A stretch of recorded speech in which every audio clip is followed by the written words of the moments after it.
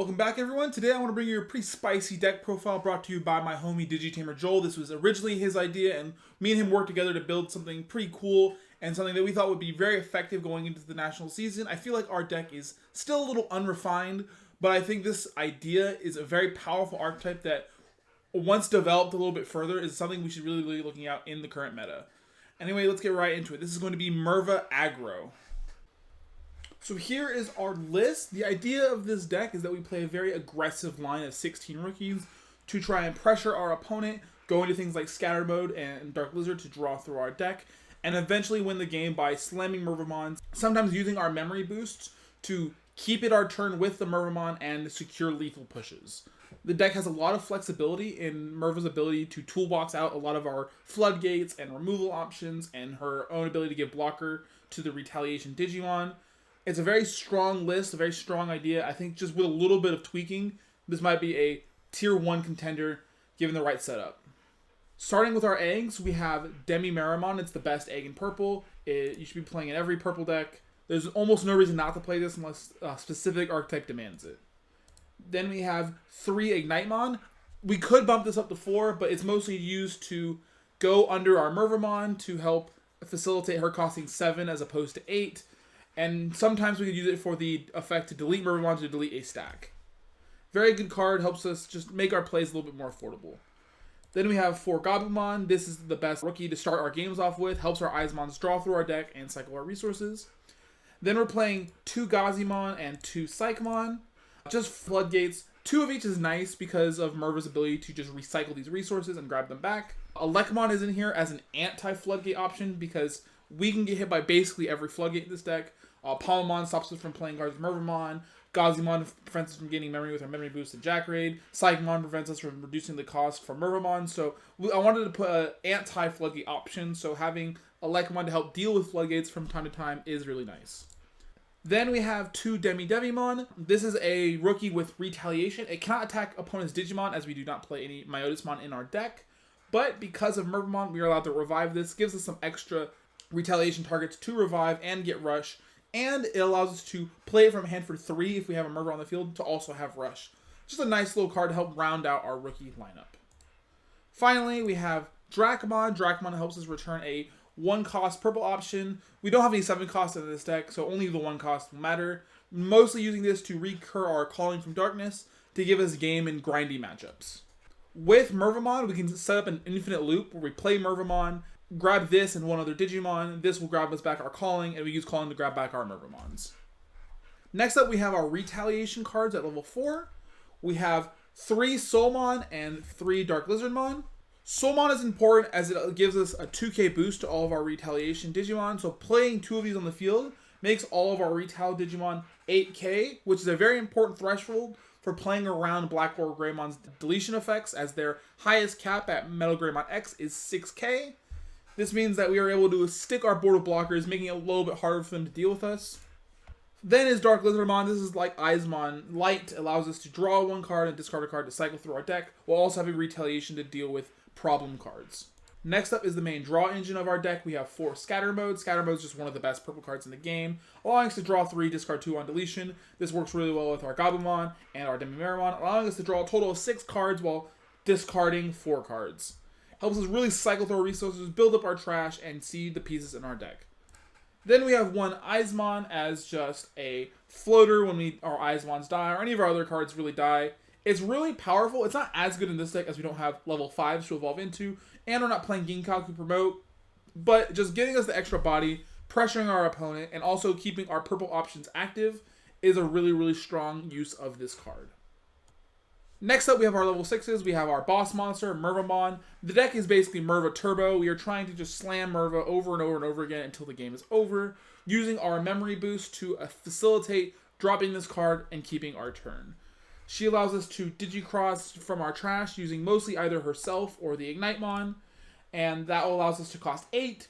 If it's Ignitemon, we will gain an extra memory, so it costs 7, and then play 2 Digimon that are level 4 or lower, which is the rest of our deck, gaining us blocker with retaliation, or any of the toolbox things we need, such as floodgates or more draw power with the Eismon. Just an incredible toolbox card that also gives us really good defensive and offensive measures. Then we have 2 Nidhoggmon. Nidhoggmon, we're never digivolving it. We're mostly using it to squeeze extra memory in our turns by discarding it and gaining a memory. That is super powerful, and we're allowed to recycle this card with Calling from Darkness if we ever need to. Rounding out our Digimon is a single copy of Death X. Just an overall good flex card, good against a lot of different matchups, good against wide boards. Just a really strong card, and especially in purple with Calling from Darkness, where we're allowed to re-tooth this back to our hand and deal with wide boards over and over and over again. Next up, we're going to go to our options. We have a lot of memory gaining options. We are playing 4 Jackraid, one of the best resource loops in purple, allowing us to gain a lot of memory as long as we get to the late game in our deck. 10, 20, 30 cards of trash, allowing us to turbo memory out every single turn. Calling from Darkness, the limited card in purple, allowing us to recur 2 of our resources from our trash to our hand, allowing us to refuel plays, trigger on deletion effects, and in our deck, just play more and more Mervamon. Then the spicy idea that this deck really started with is that we wanted to play a ton of memory boost. So we are playing 3 Mist memory boost and 3 purple memory boost. Originally, we were trying the 8 memory boost. In our opinion, memory boost is one of the strongest consistency cards in the game, as it is not only a consistency card, but it also is a security bomb that allows us to gain additional memory. With a couple of these and maybe Jackraids or our memory tamer, we are allowed to push out Mervamon while keeping turn, giving us really strong burst plays and allowing us to secure pushes for game that players wouldn't expect. Also, our deck is incredibly low to the ground, using a ton of rookies, a ton of cheap champions, and the Mervamons to constantly put pressure on our opponents. One of the appeals of purple as a color is it is one of the only colors with more than 1 memory boost card that is really, really effective at gaining us memory and adding consistency to our deck. This is why we try to go this path. We were playing 8, but we cut to 6 because they do get clunky in hand as the game goes on and prevent us from being aggressive once we want to start pushing more and more damage at the end of the game. It is possible that we're still playing too many memory boosts, but this is definitely the thing I wanted to try first when we were building this strategy. Next up, we have Deathslinger. Deathslinger is just a flex card, allows us to remove level 4s, and if are getting to the late game where we've trashed a ton of cards, let's deal with level 5s, 6s, and sometimes we can deal with level 7s. Most of the times, it's for level 4, 5s, and 6s. Just a good flex slot, allowing us to deal with problematic cards. Definitely something that's easily cuttable because we're rarely ever getting the memory gain effect, but it was just an overall card that we wanted to try out. Then we have 2 Deathclaw. Deathclaw allows us to delete Digimon in our field to help us get rid of floodgates and cycle through our resources. One of the best ways to pop Eismon and trade for something on their board. Just a really good flex card in purple. Finally, we have our Tamers. In Tamers, we have 1 Matt Ishida. This allows us to set us to 3 memory and recycle cards from our trash. Not the greatest tamer, but it's really what we have to work with in purple. Other colors get better tamers, but this is just really nice. Helps us recycle options or Digimon that we need to facilitate our game plan. Finally, we have 1 Mimi. Mimi is just kind of a tech slot. Because we have so many options, we want to try playing something where we can gain advantage from using those options while sometimes disrupting our opponents. And that is going to be it for our deck list. Like I said, this deck is definitely a work in progress. We are still trying to figure out what the best cards to put into the deck. There is a possibility for a Ginkaku promote package as a European deck that got 22nd in Nationals, playing a similar idea, trying to play an aggressive purple strategy. There could also be some other cards that we haven't even thought of. Definitely something that you need to mess around with in this deck.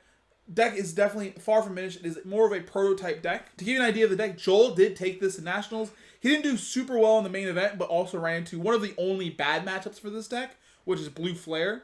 One of our strengths of our deck is that we felt like it had pretty reasonable matchups against everything, and nothing really felt particularly negative. Everything felt mostly even, except for exactly Blue Flare, which kind of just stuns and stops our deck from doing anything. He also took us to a Winamat side event where he was able to take first place, beating some pretty meta strategies in the form of Examon, Security Control, and Black War Greymon. This deck especially is strong against Security Control, as our Dracmon allows that infinite loop of Mervamons, just putting on way too much pressure for Security Control to really deal with. Black War Greymon is a little bit more difficult, but with the amount of retaliation cards, we are able to sometimes break their stacks and set up defensive lines where they cannot really break our board in return. Overall, this is a super fun, super unique deck that I am really excited to share with everybody, and I hope you guys try to find some cool innovations to push this deck even further and win games at your own locals and possibly even big tournaments. Anyway, that's going to be it for today's video. I hope you guys enjoy and have a good one. Peace out.